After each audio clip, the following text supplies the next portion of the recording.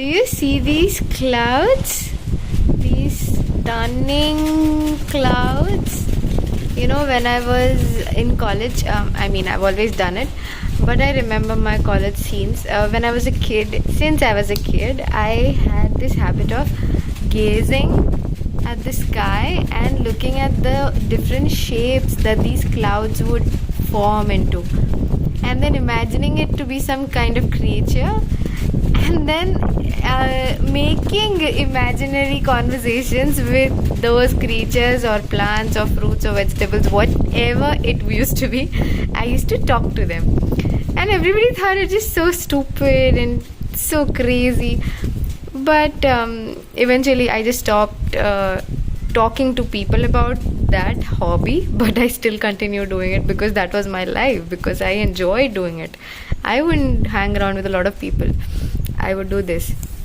And when I was in college, I used to go to parks, bunk my lectures bunk lectures and go and sit in parks, sometimes alone, sometimes with friends. I would prefer to go alone, but if someone sees me bunking a lecture and they would have nowhere to go, they'd just join me. And I used to sometimes, with some rare people, I shared this, that, oh, do you see this? Oh, do you see this in the sky? Oh, do you see there's a duck? Now do you see there's an elephant? And that person was like, you're so adorable, Pradnya. And I was like, what? That was for the first time that someone appreciated this thing that was called weird by everybody. But you know what happened is, eventually, oh, I still see an elephant. Do you see an elephant over there? This elephant, it looks like its face, its trunk, and it's like a baby elephant.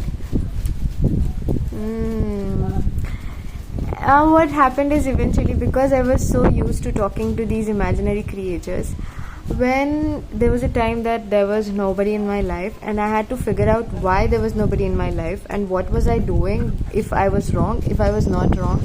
To be able to understand these things, I had to sit and have a conference with my own self. And if I'd never been that person who spoke to myself, I wouldn't have been able to understand myself. I wouldn't have been able to sit on a round table conference with myself and ever be here. And also, there's a fun part to it, that you get to see the fun creatures, and that fun you get to bring to your life. Added benefit, isn't it? So if you've adapted something from your childhood, do not abandon it just because people say. Maybe it brings you something good. Have fun.